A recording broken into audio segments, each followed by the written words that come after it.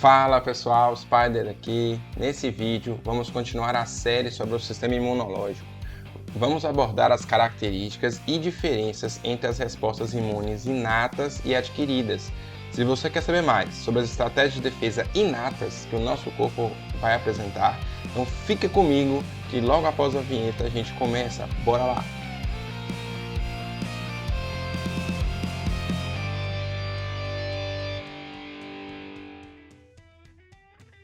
Bom, pessoal, então a imunidade inata reconhece os estranhos a partir da identificação de padrões moleculares, como eu havia mencionado. São dois tipos de padrões moleculares que permitem ao organismo identificar substâncias estranhas. São os padrões moleculares associados aos patógenos e os padrões moleculares associados a danos. Patógenos se refere basicamente àqueles padrões presentes em micro-organismos que infectam o nosso corpo, por exemplo. Já os padrões moleculares associados a danos, eles vão ser úteis para identificar células danificadas, as nossas próprias células. Então a gente também consegue identificar células danificadas que precisariam ser removidas, do organismo para que novas células não danificadas, células saudáveis, possam, por exemplo, assumir a função e manter o funcionamento daquele órgão, daquele tecido de forma adequada, beleza? Como que a gente faz para reconhecer esses padrões? Então, nossas células, por exemplo, vão ter receptores de reconhecimento de padrões. Então, o nome é bem sugestivo. São receptores que reconhecem padrões. Quais padrões? Os padrões moleculares, os PAMP e os DAMP. Então, tem uma figurinha aqui que eu acho bem didática, mostrando que tem o patógeno e os seus PAMPs associados. Então, tem o patógeno com os seus PAMPs aqui. E aí, esses PAMPs podem ser reconhecidos de formas distintas, inclusive, porque nós temos receptores que são associados a células. Então, a gente pode ver os receptores aqui na membrana celular, por exemplo, dessa célula. E aí, ao identificar o PAMP, esse receptor manda um sinal para o interior da célula, para a célula tomar, então, alguma decisão, uma ativação dessa célula para ela iniciar uma resposta imune. Por outro lado, a gente também tem receptores solúveis, a gente vai falar um pouco sobre eles. Esses receptores solúveis identificam também esses padrões que ficam solúveis, dispostos no meio extracelular ou no sangue, por exemplo. E aí, esses receptores também têm capacidade de mobilizar a resposta imune. Então, vamos falar um pouquinho de exemplos dos receptores solúveis, e aí depois a gente fala um pouco dos receptores celulares. Então, aqui, nos receptores solúveis, tem classes que vão representar esses componentes. Por exemplo, temos aqui o sistema complemento, que eu havia mencionado anteriormente. O sistema complemento faz várias coisas. A gente vai falar especificamente sobre ele posteriormente, inclusive.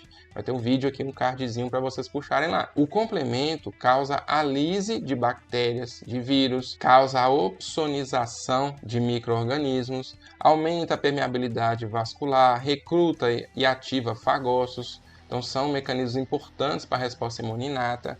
O que é opsonizar, que eu acabei mencionando aqui? Isso aqui também é importante a gente lembrar. A opsonização é um mecanismo onde você tem o sistema complemento, alguns dos seus componentes, marcando o alvo para que os fagócitos identifiquem esse alvo de forma mais fácil.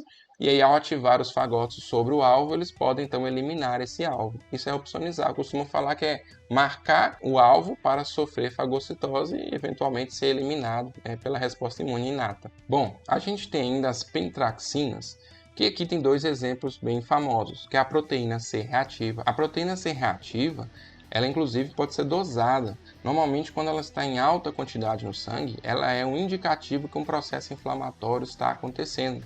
Então, isso vai ser uma resposta imune inata a algum flogógeno, algum agente agressor. E aí, o fígado aumenta a produção dessa proteína C reativa e isso é detectado no exame de sangue, por exemplo.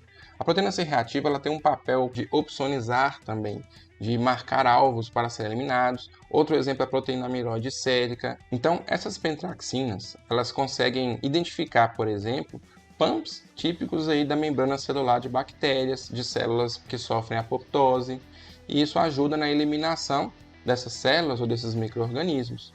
Havia um tempo atrás, uns anos atrás, uma pílula do câncer. Ficou famosa aqui no Brasil porque era um caso em que foi se ventilado um tratamento diferencial para o câncer, em que a chamada pílula do câncer servia para tratar o câncer e curá-lo.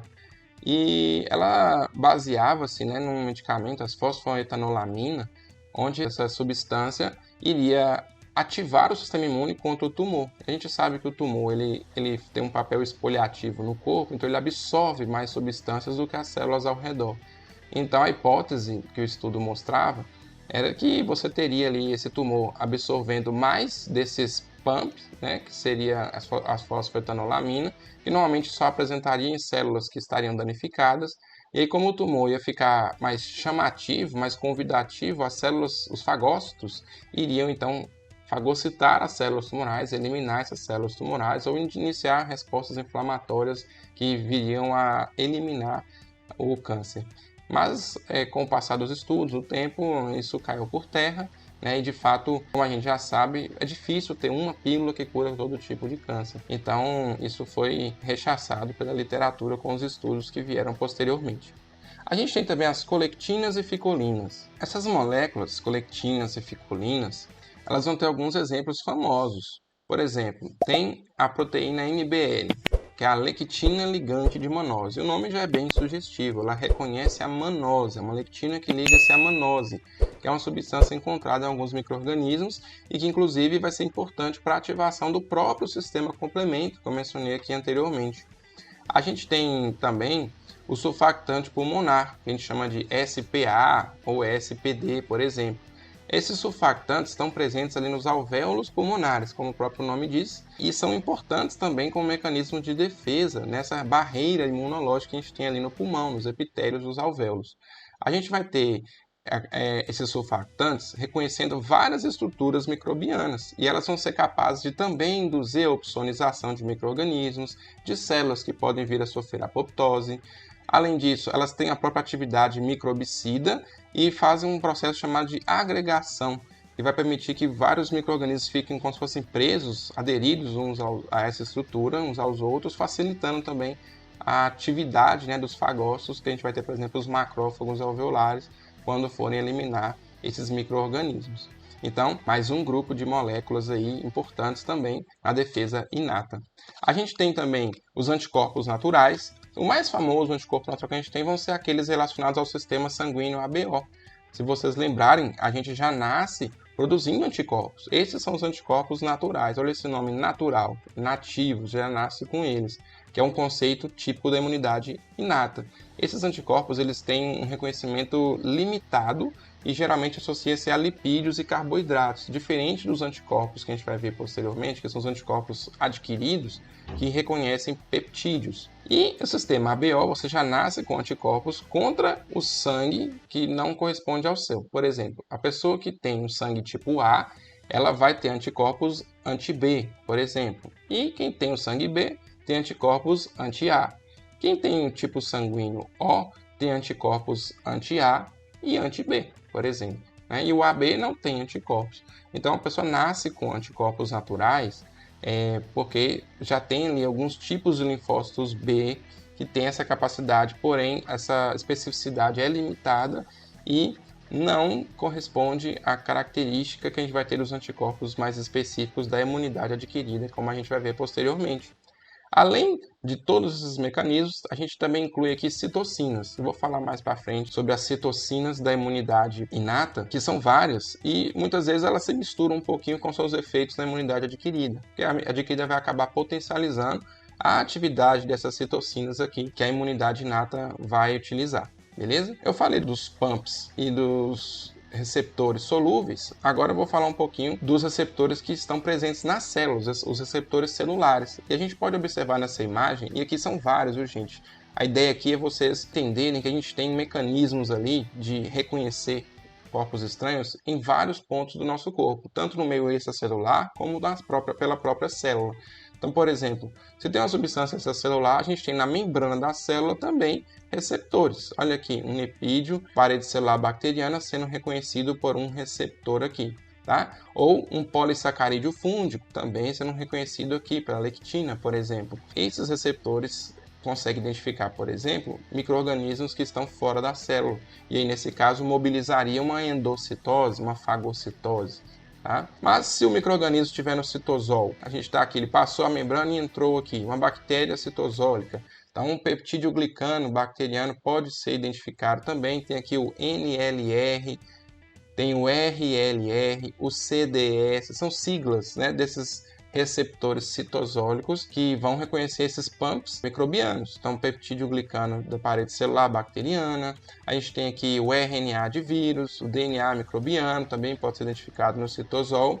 E, além disso, a gente pode chamar atenção também, caso o micro-organismo seja fagocitado, né, tem a membrana endossômica aqui de um fagossomo, por exemplo. Dentro desse fagossomo, desse endossomo, você também vai ter alguns receptores de reconhecimento de padrões para identificar aqui caso a substância ou o que tenha sido fagocitado seja uma bactéria, por exemplo. Então, RNA, DNA podem ser percebidos também nesse nível endossômico. Então, a gente tem ali sensores, que são esses receptores de reconhecimento de padrões, em vários pontos da célula para identificar a presença de micro-organismos e alarmar o nosso organismo aí sobre a presença desses micro-organismos para que uma resposta imune possa ser desenvolvida. Aqui tem uma tabelinha onde a gente pode ter as informações dos padrões moleculares e quais são os seus principais exemplos. Aqui temos os ácidos nucleicos, e aí a gente consegue identificar o RNA viral, né, de forma de fita simples, de fita dupla. A gente pode identificar características do DNA metilado ou não metilado, né, de vírus e bactérias que identificam também como estranhos. Proteínas bacterianas como a pilina, a flagelina. Lipídios da parede celular, a gente chama a atenção aqui os lipopolissacarídeos de células gram-negativas ou o próprio ácido lipoteicoico das bactérias gram-positivas. Carboidratos, então a manana de fungos e bactérias, glucanas de fungos. E a gente também reconhece células danificadas, como eu tinha falado. Então tem as proteínas do choque térmico, as HSPs, né, induzidas por estresse. Presença de cristais, né, a gente tem aí urato monossódico, cristais de urato. Então isso a gente até comentará posteriormente, né, acontece na gota, que gera uma inflamação também nessa doença. A gente tem a matriz celular quando ela está sendo degradada, ou lesão na matriz celular vai gerar peptídeos proteoglicanos que também funcionam como dumps. A gente tem componentes da mitocôndria que vão estar encontrados fora da mitocôndria. Então, esses componentes também identificam lesões mitocondriais e células danificadas. Além de proteínas do núcleo da célula, né? Se proteínas do núcleo estão fora do núcleo, indicam uma lesão nuclear, uma lesão da membrana nuclear, muitas vezes, e isso vai também servir como identificação de dumps e células danificadas.